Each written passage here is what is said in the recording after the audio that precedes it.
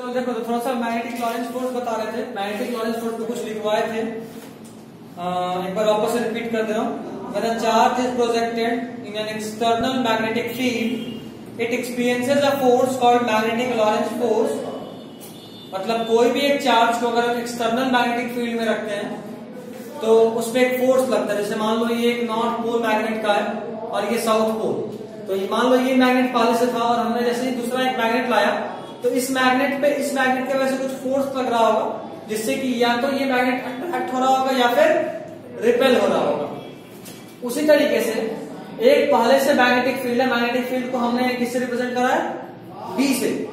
जैसे इस magnetic field में हमने एक चार्ज रखा और उस चार्ज को प्रोजेक्ट करा, माइंड इट, हमने उस चार्ज को प्रोजेक्ट करा, सिंपली ड्रॉप नहीं करा। अगर चुपचाप रख देंगे तो कोई फोर्स नहीं लगेगा, हमने बस प्रोजेक्ट करा। जैसे मान लो हमने यहां पे इलेक्ट्रॉन लिया है, मान लो हमने यहां पे एक इलेक्ट्रॉन लिया है, तो जैसे ही आपने इलेक्ट्रॉन को प्रोजेक्ट करा, इलेक्ट्रॉन मूव किया तो इलेक्ट्रॉन के मूवमेंट से करंट आया तो करंट की वजह से वहां क्या आ गया, मैग्नेटिक फील्ड। तो एक मैग्नेटिक फील्ड पहले से था, दूसरा मैग्नेटिक फील्ड आपने ले आया, तब इस पे एक फोर्स लगेगा। इस पे जो फोर्स लगेगा उसको निकालने का तरीका is magnetic Lorentz force. Formula is FL is equal to Q into V cross B। अभी जरा से इसको सॉल्व करेंगे तो क्या आएगा, FL is equal to Q V B sine theta. देखिए, अच्छा, इस पे जो फोर्स लगा इसका डायरेक्शन क्या होगा, क्योंकि फोर्स एक वेक्टर क्वांटिटी है तो आपको वेक्टर क्वांटिटी में मैग्नीट्यूड के साथ डायरेक्शन भी बताना होता है। तो मैग्नीट्यूड तो आपने बता लिया Q V B sine theta, but direction क्या, तो डायरेक्शन इज आपको जो क्रॉस या डॉट हो, जब भी कोई फार्मूला मिलेगा आपको तो उसमें जो भी क्रॉस या डॉट हो उसको कंसीडर कीजिए। क्या लिखा है, V B, और आपको यूज करना है direction is given by right hand thumb rule. Right hand thumb rule लगाकर करना है, considering the sign of charge. इसका मतलब क्या, देखिए आपने राइट हैंड लिया, ठीक है, राइट हैंड के बाद आपको देखना है V से B की तरफ जाना है, V क्रॉस B मतलब V से B की तरफ, V से देखो V है, V से B की तरफ, किधर आया था, अंदर।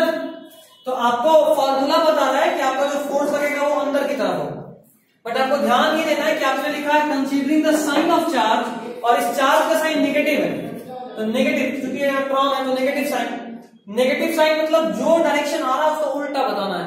डायरेक्शन आपका आ रहा है अंदर मतलब क्रॉस इंटू माइनस, तो क्या हो जाएगा, डॉट मतलब बाहर। फॉर्मूले से आया V क्रॉस B अंदर की तरफ, चूंकि नेगेटिव चार्ज था आपको क्या बताना है, बाहर की तरफ, उसका रिवर्स, ठीक है। This is it.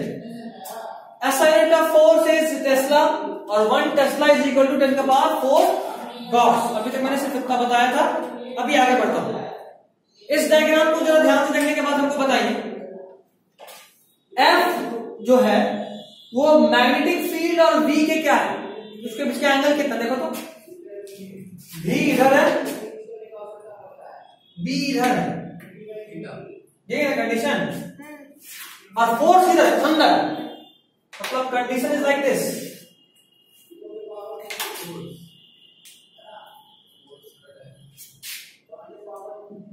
ये कंडीशन देखो,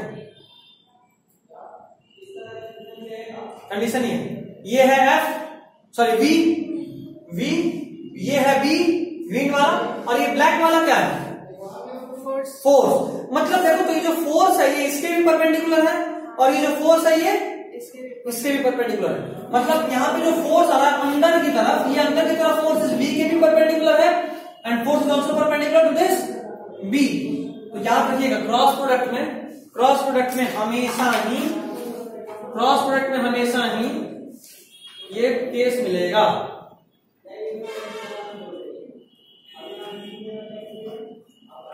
ठीक है, ये हमेशा ही मिलेगा। अब एक बात और ध्यान रखना, आपने वेक्टर्स क्लास 11 में पढ़ा था कि जब भी कोई दो चीज परपेंडिकुलर होगा तो उन दोनों का डॉट प्रोडक्ट 0 होगा। मतलब अगर F और V परपेंडिकुलर है तो F डॉट V कितना होगा। अब ये कैसे बोल रहे हैं, जरा बताओ, F डॉट V का मतलब क्या, F V cos थीटा, और दोनों के बीच का एंगल कितना है 90, तो cos 90 इज 0। तो कभी भी कोई दो चीज परपेंडिकुलर होगा तो उसका cos डॉट प्रोडक्ट 0 होगा। कभी भी कोई दो चीज परपेंडिकुलर होगा तो उसका डॉट प्रोडक्ट 0 होगा। ये हमेशा ध्यान रखिएगा। कई बार ऐसा क्वेश्चन पूछता है, जब बोलता है कि ये दो चीज परपेंडिकुलर है तो जरा बताइए इसका ये क्या हो, तो दिमाग में रखना कोई दो चीज परपेंडिकुलर मतलब क्रॉस डॉट प्रोडक्ट 0, ठीक है। अच्छा एक और बात यहां बताओ, इस वाले केस में मैक्सिमम फोर्स कितना हो सकता है? साइन 90 इज 1, साइन 0 इज 0, उसके बाद का बीच में साइन 90 इज 1, मतलब इसका मैक्सिमम फोर्स कितना होगा? देखो जरा, FL maximum can be QBB at sin is equal to 90 degree, ठीक है। FL maximum is equal to QBB at sin is equal to 90 degree, कोई दिक्कत? हाँ बिल्कुल।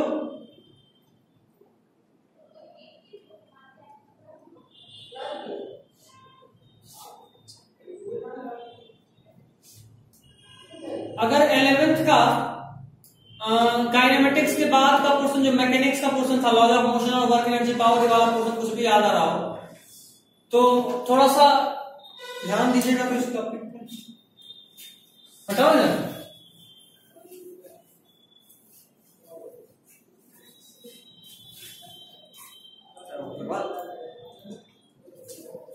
एक सर्कुलर मोशन हो रहा है, सर्कुलर मोशन में आप सभी को पता है कि जो फोर्स है ये force is always perpendicular to this velocity, या सभी को पता है? तो जरा बताना work done by this force कितना होगा? यहाँ पे जो फोर्स है ये हमेशा वेलोसिटी के परपेंडिकुलर है। जरा हमको ये बताओ कि क्या ये फोर्स उस वेलोसिटी को बढ़ा सकता है या घटा सकता है?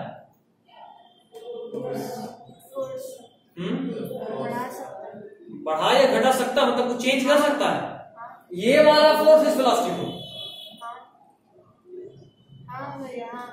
नहीं, जरा देखो तो इस फोर्स का कंपोनेंट कुछ इधर आएगा या इसका अपोजिट आएगा? 90 डिग्री पे तो कुछ कंपोनेंट आएगा? नहीं आएगा। और अगर कंपोनेंट ही नहीं आएगा तो कैसे फोर्स चेंज करेगा? मतलब ये कि मेरे पास एक चीज ऐसे था, हम इसको इधर फोर्स लगा दें इधर, और हम चाहते हैं कि इसका स्पीड बढ़ा दें, पॉसिबल है? क्यों? अच्छा अगर ऐसे लगाएंगे तो इसका स्पीड बढ़ा घटा सकते हैं, इधर खींचेंगे तो इधर खिंचाएगा, लेकिन अगर हम ऊपर खींच रहे हैं 90 डिग्री पे तो क्या इसका स्पीड बढ़ा घटा सकते हैं? नहीं।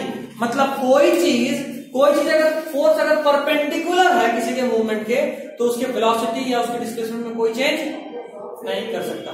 तो सेम चीज यहां भी, FL is perpendicular to V, FL is perpendicular to V, मतलब ये फोर्स भी इस इलेक्ट्रॉन के वेलोसिटी को बढ़ा घटा सकता है क्या? नहीं, परपेंडिकुलर है। देखो यहाँ पे परपेंडिकुलर है। परपेंडिकुलर फोर्स जब भी होता तो सिर्फ वो सर्कुलर मोशन करा सकता है, डायरेक्शन चेंज कर सकता है, उसके वेलोसिटी को बढ़ा घटा नहीं सकता। इस केस में भी देखो फोर्स इधर लग रहा है, फोर्स इधर लग रहा है, तो वेलोसिटी की तरफ कोई कंपोनेंट जा ही नहीं रहा है। और अगर वेलोसिटी की तरफ कोई कंपोनेंट नहीं जाएगा तो क्या वेलोसिटी बढ़ेगा या घटेगा? नहीं। समझ रहे हो ना, या बस नहीं सिर हिला रहे हो? नहीं समझ रहे हैं? समझ रहे हैं। हाँ, आज वो सिर पढ़ा रहा हूँ, आज कोई नहीं समझा तो फिर सीधा डिस्काउंट कर दूंगा। लिखिए, दिस फोर्स, लॉरेंस फोर्स के बारे में लिख रहे हैं। This force can only change the direction of velocity. This Lawrence force, या सीधा FL लिख लो। FL मतलब Lawrence force can only change the direction of velocity. FL can only change the direction of velocity. Lorentz force can only change the direction of velocity.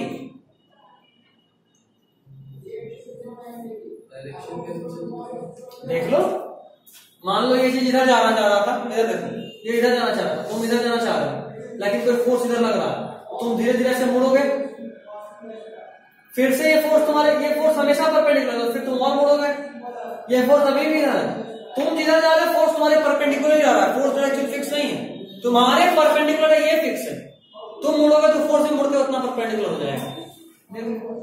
तुम यहां है और मुड़ो, तुम यहां है और मुड़ो, सभी मतलब हाँ रस्सी पकड़ के तुम घुमा रहे होते हो, तुम पत्थर हम जहां रस्सी टूटा पत्थर वहां टेंजेंशियली भागेगा, लेकिन चूंकि आप घुमा रहे होते हो तो पत्थर हमेशा गोल गोल घूम जा रहा होता है। मन था उधर जाने का लेकिन आपके फोर्स की वजह से घूम जाता है, समझ रहे? मन इधर जाने का लेकिन आपके फोर्स की वजह से घूम जाएगा। सेंट्रीपिटल फोर्स बोलते हैं, बिल्कुल ठीक है। तो it can only change the direction of velocity. Next point, work done by this force is zero. Work done by this force is zero. Work done by this force is zero.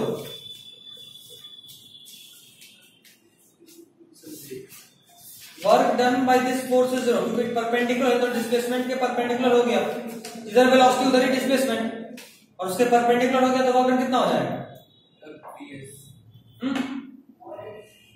अगर मान लो इसका velocity इधर है तो इसका displacement भी इधर होना चाहिए, लेकिन ये ऐसे गोल गोल घूम रहा है।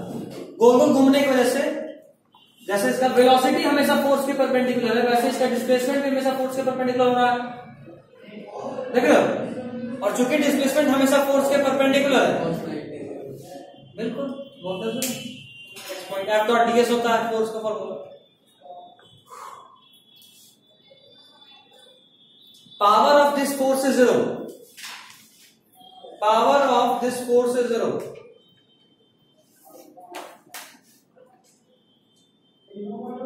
Power of this force is zero.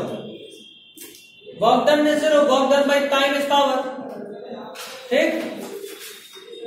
चलिए अगला पॉइंट, केस वन।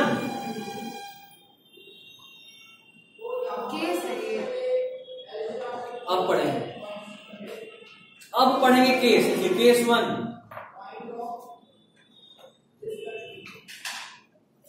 जरा बात को समझना। अभी हम लोग जो केस पढ़ेंगे उसमें क्या पढ़ेंगे, जैसे हमने भी क्या पढ़ा, मैग्नेटिक लॉरेंस फोर्स में आपने पढ़ा कि आपने एक चार्ज को प्रोजेक्ट करा किसी एक्सटर्नल मैग्नेटिक फील्ड में, तो वहां उस पर जो फोर्स लगा वो कैसा लगा, किधर लगा, वो पढ़ रहे हैं कितना लगा। अभी हम अलग अलग केस में ये पढ़ेंगे कि अगर मान लो हमने 0 के एंगल पे प्रोजेक्ट करा तो क्या होगा, 180 पे करा तो क्या होगा, 90 पे करा तो क्या होगा, ये पढ़ना है, ठीक है।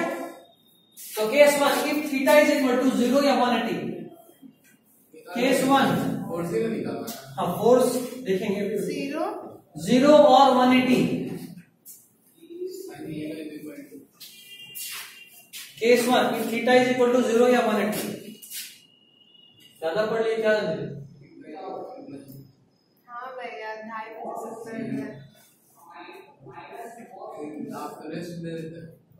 बहुत लंबा रेस्ट देती है, ठीक। तो अगर फोर्स, जरा फॉर्मूला देखो, फॉर्मूला क्या था, F is equal to Q into V cross B। V और B के बीच का एंगल 0 है, साइन 0 इज 0, मतलब क्या कोई फोर्स लगेगा क्या? नहीं लगेगा ना। अगर आपने किसी चार्ज को 0 या 180 पे फेंका तो फोर्स लगेगा क्या? नहीं लगेगा। ये हमें हमारा फॉर्मूला बता रहा है, तो लिखिए point, in this case force is 0, in this case force is 0,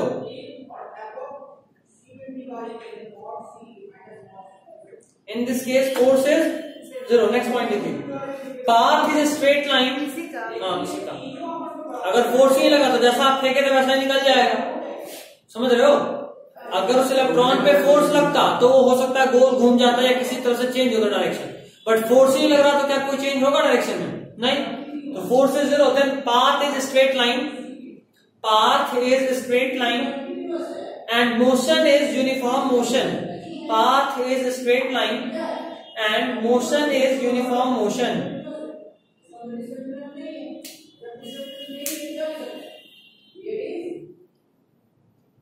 motion is uniform motion, हो गया।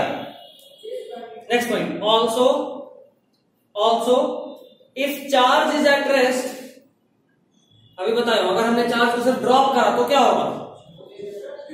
0। Also if charge is at rest, F is equal to 0, F is equal to 0। समझ गया ना क्यों बोला ऐसा? हाँ V0। Next case, case number 2, if theta is equal to 90 degree,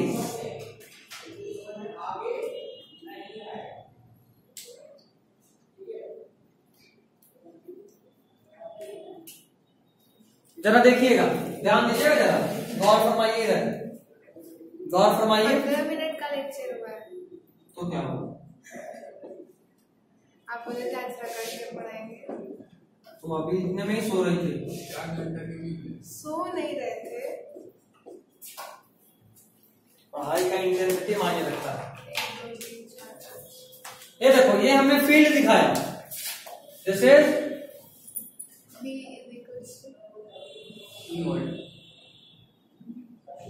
magnetic field किधर है? अंदर देखो, ऐसे मैग्नेटिक फील्ड। तो वैसे ही तो फिर से भी है, पिछले वाले में तो ऐसे ही था। पिछले वाले में फोर्स अंदर था, इस बार मैग्नेटिक फील्ड ही हमने अंदर दिखाया। फोर्स उधर से आएगा तब तक मतलब वो लाइनिंग जो था वो अंदर की तरफ है। पिछले बार जो लाइनिंग था वो ऐसा था। हाँ।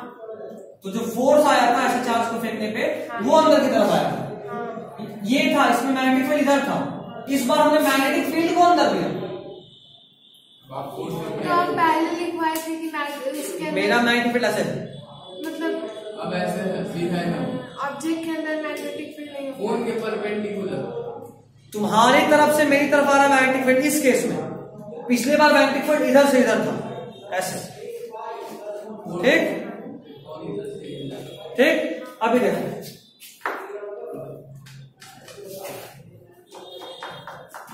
आपने एक इलेक्ट्रॉन को ऐसे 90 डिग्री पे प्रोजेक्ट करा। देखो, मैग्नेटिक फील्ड मेरा इधर है, तो हम कुछ भी इधर फेंकेंगे तो कितना होगा? 90। देखो, मैग्नेटिक फील्ड मेरा अंदर है, ग्रीन वाला अंदर देखो मार्कर की तरह, और हमें प्रोजेक्ट इधर करा, तो दोनों के बीच का एंगल कितना होगा? देखो 90। तो आपने सीधा फेंका तो कितना एंगल हो गया? 90। तो जब इसको सुधार लेते हैं,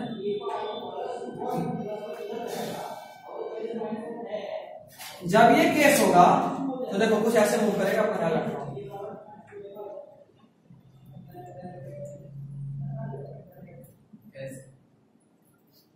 आपने फेंका, F is equal to Q into V cross B से।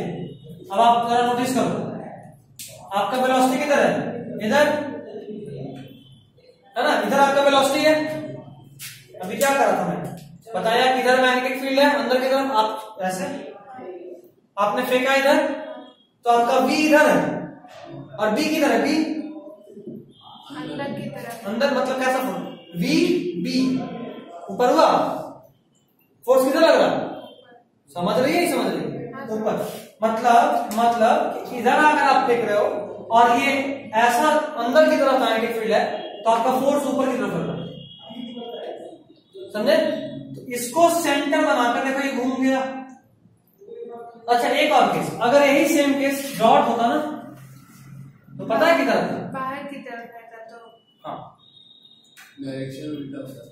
तो यही जो था ना, उसका सेंटर नीचे बनता। देखो कैसे, इस बार कैसे मैग्नेटिक फील्ड है? मैग्नेटिक फील्ड ऐसे है, और हमने फिर से फेंका इधर। ठीक, मैग्नेटिक फील्ड ऐसे, हमने फेंका इधर, ऐसे ऐसे देखो, ये है मैग्नेटिक फील्ड, हमने फेंका इधर इधर ऐसा। तो जरा देखो, V क्रॉस B किधर है आपका फोर्स? नीचे। मतलब इस बार जो सेंटर बनेगा वो कैसे ऐसे बनेगा?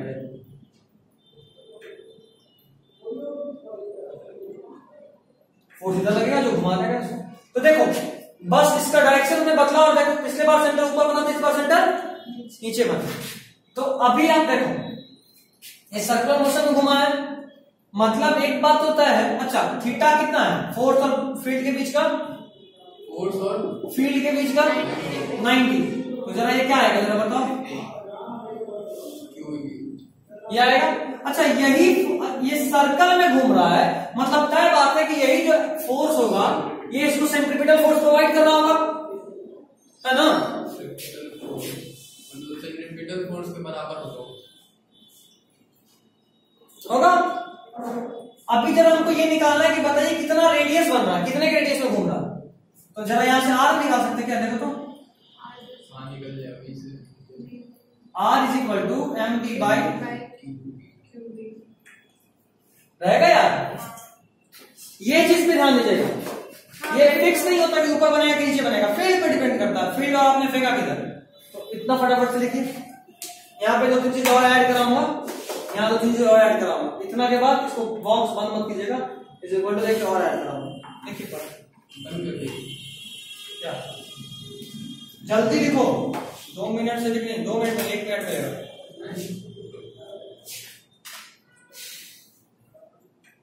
हम पढ़ा रहे ताकत के साथ, तुमको भी ताकत के साथ पढ़ना है। अच्छा, दिस मोशन इज, कैसा मोशन है ये? Motion is uniform circular motion. Motion is, velocity constant. हाँ बिल्कुल, क्योंकि वेलोसिटी चेंज हो ही नहीं सकता। अभी हमने पढ़ा है F is perpendicular to V and F is perpendicular to B, तो ना तो यहाँ वेलोसिटी चेंज होगा, ना तो इस फोर्स से कोई वर्क डन होगा, और ना इस फोर्स से कोई पावर होगा। पावर का फॉर्मूला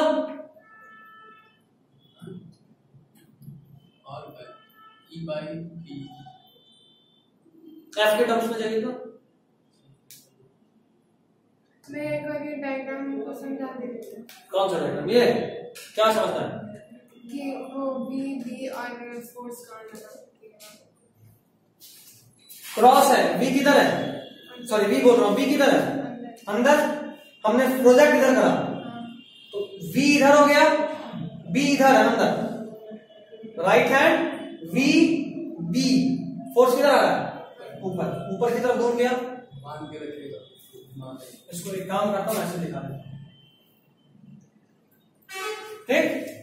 इधर देखो डॉट है, फील्ड किधर बाहर, आपने फेंका किधर इधर, V V right hand V cross B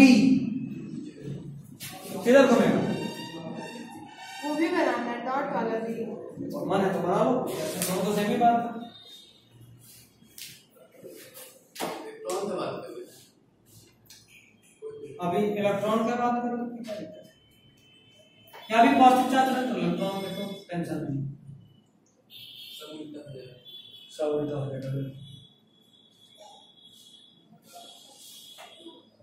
समझ में आया कुछ, इतना सारा कुछ भी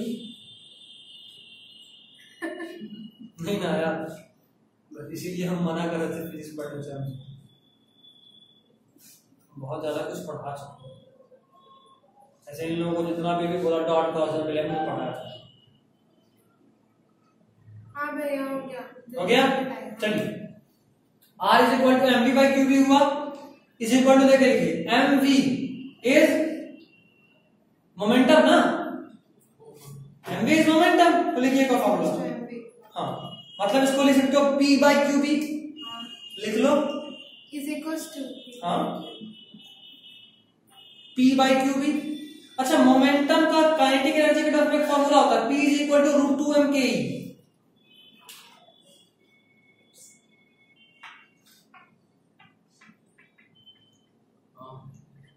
भूल गए, हाँ हाँ याद है। आप ये काइनेटिक एनर्जी होता है। तो जरा p का वैल्यू बताओ तो, ke into 2m is equal to P square, तो p कितना, क्या बच्चा वाला काम करते हो, तो बस p के लिए पुट करो is equal to root 2m ke by qb,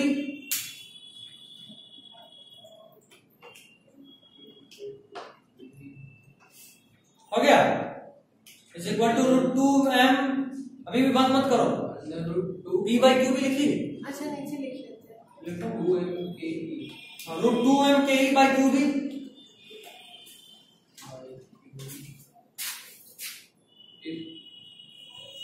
2m q v by qb, हाँ एक ये भी फार्मूला, ये जो फार्मूला है काइनेटिक एनर्जी का, ये है पोटेंशियल डिफरेंस के टर्म में, चार्ज क्यू क्या है, ये तो ब्रैकेट में नहीं लिखना है, तो फाइनल हो गया, क्या रूट अंडर वाला, कौन रूट, ये इसके बाद तो कुछ नहीं लिखना है, इज इक्वल टू ये पे लिखो, समझाइए ना कैसे। चार्ज से आया, काइनेटिक एनर्जी का चार्ज और पोटेंशियल डिफरेंस के टर्म्स में लिया हूं, कोई फॉर्मूला होता है क्या काइनेटिक एनर्जी का चार्ज के एनर्जी के टर्म्स में होता। अच्छा ठीक है, इसको दिखा दो, अभी आगे दो, हमको एक और पॉइंट बता के खत्म कर देंगे क्योंकि टाइम बहुत अधिक, बायोलॉजी भी तो देखना है, 5:30 मेरा क्लास है, ये लिखो, हो गया, Q is charge,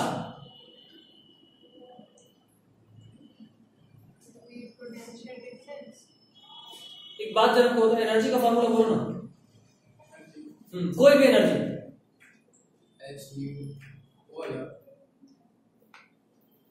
Q into V क्या होता है?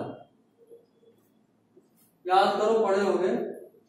U इज इक्वल टू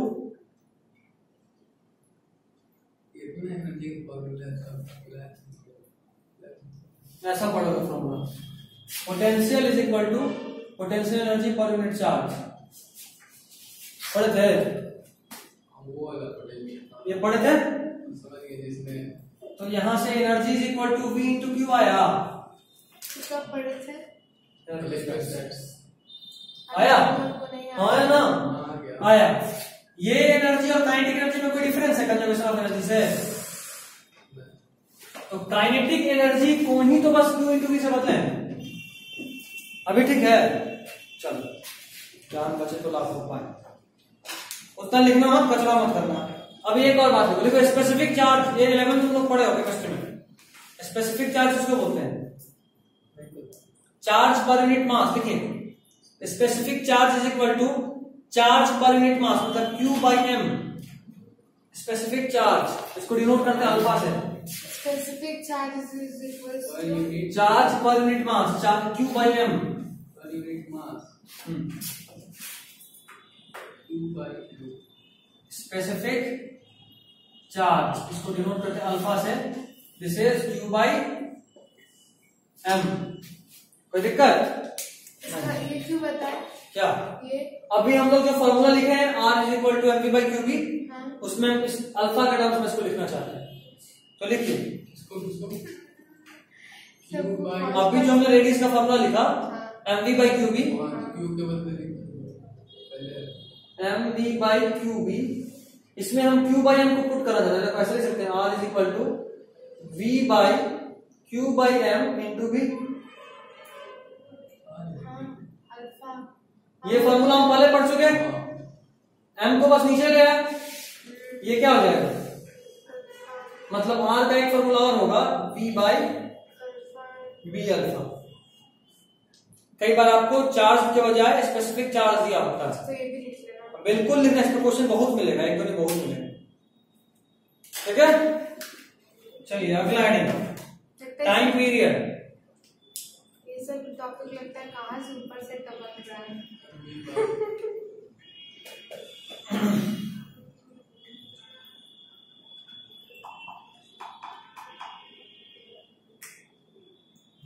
पढ़ाई उसने फिजिक्स